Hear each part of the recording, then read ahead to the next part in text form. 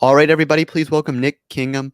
Nick is currently playing professional baseball in South Korea in the KBO. Nick, thanks for taking the time. Absolutely, man. Thanks for having me on. So before we talk about your time now in Korea, can you tell me a little bit about your baseball journey?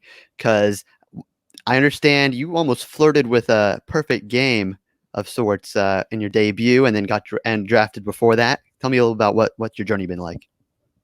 Yeah, man. So I was drafted 2010, Pittsburgh Pirates. I hit every level going up the system in the minor leagues. Got to AAA at a young age. I was 22, top prospect, whatever you want to call it. Had surgery, got hurt, had Tommy John surgery in AAA. I thought I was going to make my debut that year at some point, but I got surgery and I got hurt in May, first week of May. Missed 2 seasons, missed all of 15, all of 16. Got back in 2017. Did not make it to the major leagues that whole season, and then made my debut in 2018. So that's when I got my first major league service and been all over the map since then. Literally, yeah. Yeah. So tell me now a little bit about your decision to make the jump overseas, because you're pretty young. You're a top prospect. I imagine you got some minor league offers at the very least. Yeah, man, I had some offers, and but I didn't want to go down that route again. I felt like not signing with a new team, but like the whole big league, triple A, big league kind of movement. That didn't sound appealing to me. Coming over here, I knew I was going to be on one team. I knew I was going to be on the team for the full season. There is a minor leagues, but foreigners don't typically go down there to the minor leagues. So I knew I had some stability in coming over here, and my wife wasn't going to be like, hey, we have a flight tomorrow, but we got to cancel it because I got option down, or hey, I'm going to big leagues. You got to drive up, catch a car, or whatever, something. So it's just a lot of moving parts. Staying in the States, here I have some stability, some solidity in my season. So that's the main thing. That was the reason. That's great. We've seen a lot of players make that move because they don't want to go back to that minor league life and just kind of want that new challenge. It's great to see you take that control of your career. And I understand now, under current circumstances, that control might have been thrown off a little bit. Can you tell me a little bit about what your journey was like getting physically to Korea? Were you under quarantine? Were you tested? When did you actually physically get to the league? So we as my team came the original time. March 9th was our flight. That was our original flight. I know a lot of teams delayed that, postponed that, sent guys home. Our team did not. They didn't even give us the option. I don't know if I would have if had they given us the option. I was a little hesitant coming into at the time, Korea had the most cases. It was kind of like jumping into the fire. And in America, it was like, okay, we don't really have much yet. Why are we leaving the safe place to go to the fire?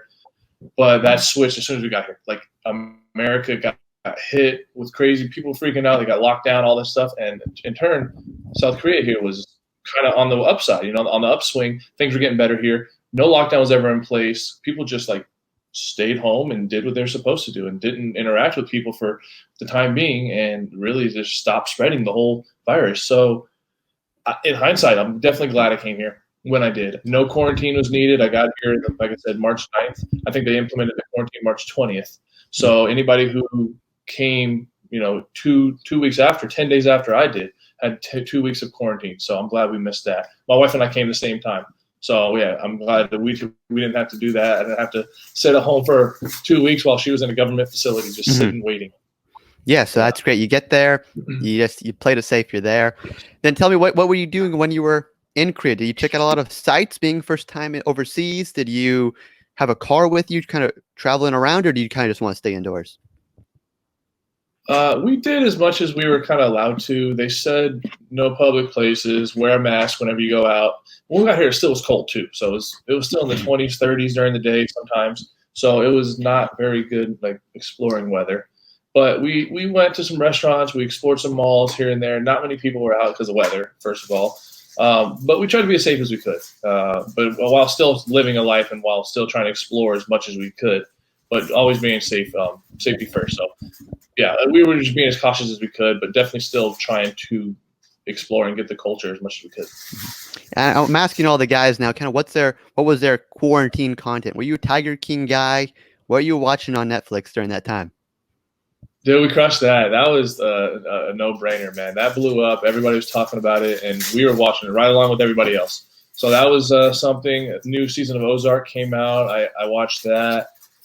My wife's got me on Very Cavallari, which is an awesome show. I remember Kristen from the Laguna Beach time, and now the Hills, and so dude, I'm just bopping all over, man. I know Westworld is out now too, so I waited for the whole season to come out, so I'm about to crush that. And when we start going on the road, I'll have more time by myself to watch it and catch up on some stuff. So I'm excited. Billions is coming out too. Big fan of that. Yeah, a lot of great content, and glad you're having some fun with it too. And kind of moving on to the actual gameplay now in Korea. Opening J just happened yesterday for us here, West Coast time. But tell me, what was it like playing a little preseason games, getting used to that no fan environment? Was that something different, or were you kind of used to it playing in some minor league games that didn't really have that many fans? Well, I think you hit it right on the head, man. It had a very minor league feel to it. Even like spring training games in the minor leagues where you play in front of nobody. You play in front of like a few moms and dads and parents that are visiting the kid, a girlfriend maybe that flew in. But other than that, like it was just media and personnel, like clubhouse personnel and field personnel, anybody like necessary for the game. That was it for spring training and for our game yesterday. More people than I expected. Those probably close to 1,000 people just working in the stands yesterday. No spectators, no actual fans, just people kind of like day-to-day basis that kind of go on with the whole operation during a game. So there's a lot more people than I expected, but it still had a different feel than I'm used to. Mm-hmm. And also kind of speaking of that different feel, the actual culture for the batters, at least, is very different with the bat flips. I got to ask, as a pitcher, did you take offense to that? Maybe if that happened to you, or you still have yet to be your first bat flip victim? Oh, some people bat flipped yesterday, so I gave up a couple doubles. They bat flipped it, man. No, it's not. It's part of the game here. It's definitely the culture here. It's no disrespect intended. It's not like a fu to the pitcher or a here, yeah, take that or anything like that. It's just a natural reaction, and that's just part of the game. That's just hey, I hit a good ball and I just dropped the bat. It wasn't like I hit the ball and threw my bat up in the air so everybody saw it. It was just a more reactionary thing, and they don't take any offensive to it here, so it's just part of the game, and I'll have to accept it. Yeah. Yeah, because I understand they do that on outs sometimes too, or foul balls. They'll just give the flip there just for the heck of it, because that's just part of the culture. Exactly. So that's how it's just natural. They're not trying to show anybody up. It's not like a hey, it's gone, and then I'm gonna flip it. No, it's just I squared it up, and I just let go back. And kind of along that same kind of different culture now in a new country with new teammates, have you considered potentially becoming more of a cultural icon? I know Eric Thames, when he was over there, he was on The Masked Singer. He kind of took a kind of a cult following. Have you kind of considered that, or what's your thoughts kind of embracing the whole lifestyle in South Korea? I think that life is a ways away from me. I would love to, but I don't think I'm that caliber of a player yet. He's paved the way. He put in his time. He grew his fan base slowly but surely, and yeah, he's a superstar. So I think I'm at the bottom of the old totem pole when it comes to that. So we'll see what happens, man. I'm more than willing to do some crazy stuff like that, but we'll see. We'll definitely have to wait and see. All right. We'll have to look out for that. And also kind of going back to the gameplay with new teammates, you're in a new country. Is there any sort of language barrier meeting guys? I know you have some more foreign guys on your team and in the league overall, but is it difficult with the language barrier and making kind of a good team vibe? It is, but at the same time, the guys have been so welcoming and kind of just helped and accepted me right away. So a few guys speak a little bit of English, and those who do have really stepped up and made me feel welcome and to ask how I'm doing, how I'm liking my life so far in Korea. Just kind of making me feel like part of the team. And it's been, there's no really hard transition coming from the States to here. They made me feel welcome, part of the team. It's right at home. So, but there is a little bit of difficulty when it comes to like plays or like, hey man, nice job, like way to swing it or something like that. And it's like, I don't know how to say that other than smile and our sign this year, thumbs up.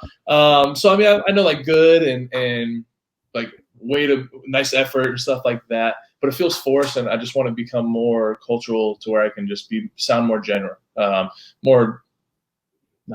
more genuine when I'm congratulating them and everything. So I'm working my best though. I'm working hard. I like it's your first year. Take some time. You got a lot of games, a lot of teammates. So Take your time with that. And I do got to also ask, kind of going back to the culture overall, have you been adventurous with trying new foods? Is there one new food that you're like, I just love this now?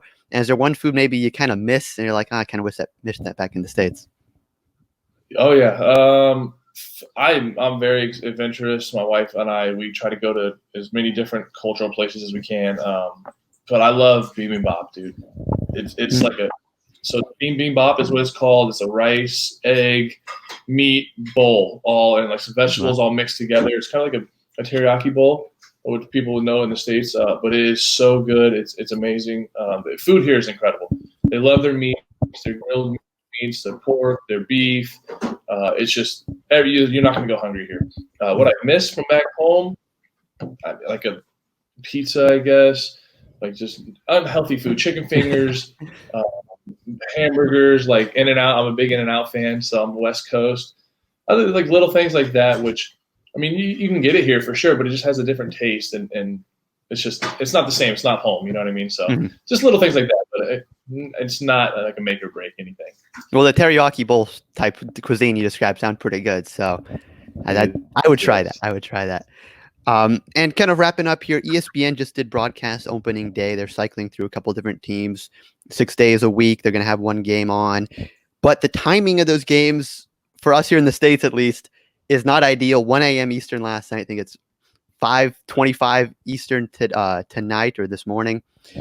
Tell me, as a Mhm. pitcher, could you adjust to potentially, if they want to move the time to make it align with Eastern time to play, I don't know, 8:30 in the morning or like 11 at night? Because that's something you think you could do and change your routine, or think no way? If you want it bad enough, you'll do it. Yes, I think there's definitely some. We have the ability to do it. That would be a huge, huge thing for everybody involved to make happen. I mean, think of all the moving parts. Think of Mhm. everybody who's involved. You know, it's broadcasters, bullpen catchers, the ladies, and like the for at the parking garage, and just everybody involved. I mean, it's a huge deal. So if we wanted to make it work, we could do it for sure. I've never heard. That's the first time I've had that question asked. So that's a really good question. I don't see it happening, but sure. I mean, yeah. If enough people wanted it, then yeah, absolutely, we can do it. Yeah, we've been asking the guys, got off the phone with Taylor. He said no way in terms of routine. He's 30, he cannot mix it up. And some of the pitchers too have said that's just not part of their routine. But I like the optimism here Yeah. and hope I could see some nighttime baseball at normal time, or nighttime, maybe your Right, right, right. 6:30 morning. But I think that would Yeah. that would be very fun to watch and get a lot more viewership towards the league. So Nick, I really appreciate you taking the time. Best of luck this season. Opening day. Got the good start there on a good Thank roll. Hope you. to see you back in the States sometime soon. Awesome, man. Appreciate it. Thank you so much for having me, dude. Thanks.